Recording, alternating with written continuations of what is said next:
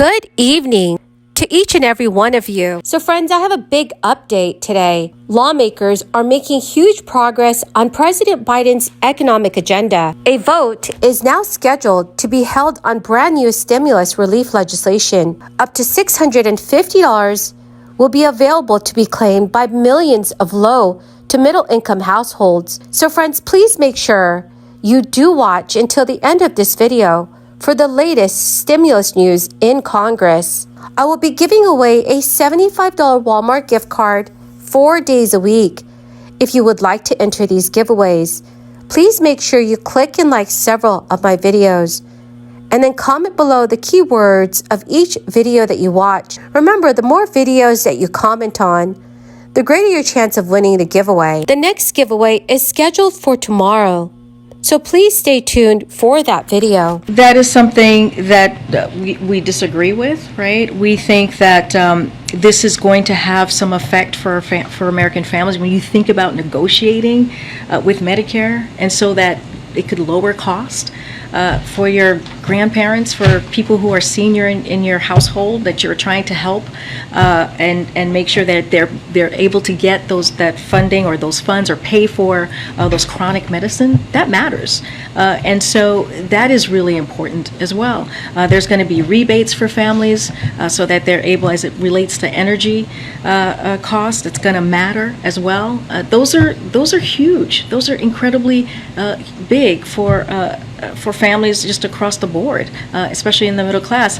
And you think about congressional Republicans and their plan, it's the complete opposite. They are not interested in lowering costs. If they were, this is it. This is the bill that exists in the House right now, in Congress, I should say, in the Senate at the moment, that could do that. And they don't want to jump on board to help us lower costs for families. So do you have any evidence that this is going to lower inflation in the short term? Look, I just listed out 126 top economists who said that it's going to do that. I have They didn't say in the short term, they just said general. Well, I'm just saying that it is a step forward. We do believe that if you... Senate Democrat Joe Manchin has just announced that he is exchanging materials with his colleague, Senator Kristen Sinema, to help her better understand the broad tax reform and climate bill that he negotiated on with Senate Majority Leader Chuck Schumer. Senator Manchin says he is open to her suggestions as Democrats seek 50 votes to put the bill on the floor. After speaking with Kristen Sinema today, Manchin made it clear that he's willing to consider changes that she might want to make the deal, which would raise $739 billion in new revenue over the next decade, and also reduce the deficit by more than $300 billion. Joe Manchin said Chuck Schumer is working with all of the caucus to get buy-in from all 50 members to get the budget reconciliation bill to the floor later this week. Senator Manchin said Chuck Schumer is working with all the caucus to get buy-in from all 50 members to get the budget reconciliation bill to the floor later this week. Senator Sinema said he's open to considering changes suggested by Kristen Sinema. Senator Manchin said he's open to considering changes suggested by Senator Sinema on a proposal to close a carried interest tax loophole. When asked if he would be willing to change the bill's carried interest provision, Manchin stated, "Everyone is still talking." A spokesperson for Kristen Sinema told Fox News on Monday that she does not currently have comment on the reconciliation bill, as she is reviewing the bill text and will need to see what comes out of the parliamentarian process. The parliamentarian still needs to hear arguments from Republicans and Democrats on the Byrd Rule. The Byrd Rule generally states that the only provisions that will impact federal revenue and spending can be in reconciliation bills.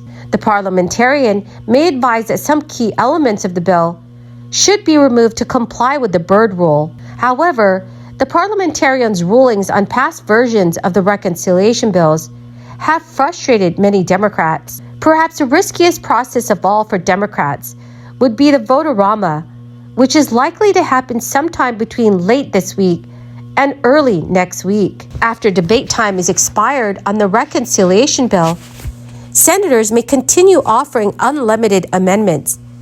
They will usually come to the floor in tranches agreed on by party leadership. The Senate will likely take dozens of votes in a marathon session that could last all night. The most recent Senate vote-a-rama on initial reconciliation instructions lasted more than 15 hours. This vote-a-rama is on the actual legislative text of the bill, meaning any changes that make it through that process will be reflected in law once the bill passes.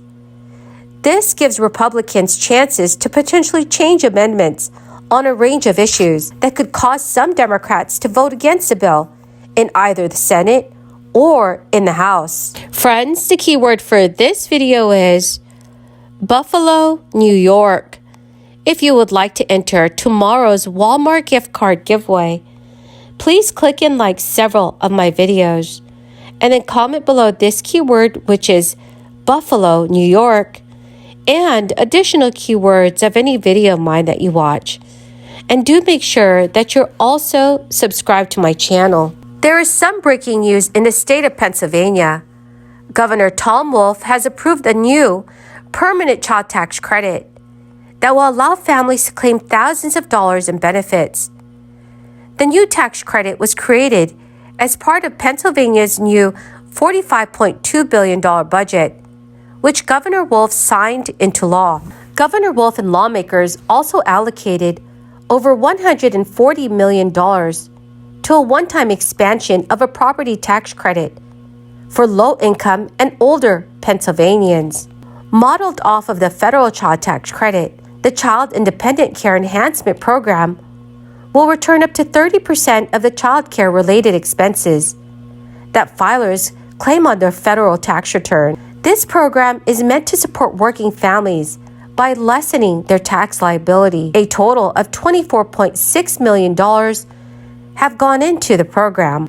Individuals who have one or more dependents and fall under a certain income level are eligible. For people who have one dependent, expenses claimed cannot surpass $3,000. For those with two or more dependents, it cannot surpass $6,000. This credit can be claimed when filing state taxes beginning in 2023. The rebate will be subtracted from the total amount of taxes owed to the state. If the amount credited is worth more than the amount of taxes owed to the state, the rebate will be refunded to the filer. Well, my amazing and magnificent friends, that is the end of my daily stimulus update video for today. Thank you so very, very much for joining me here. I greatly appreciate every single one of you who are watching my videos. Thank you so much, friends, and have a wonderful and blessed Tuesday.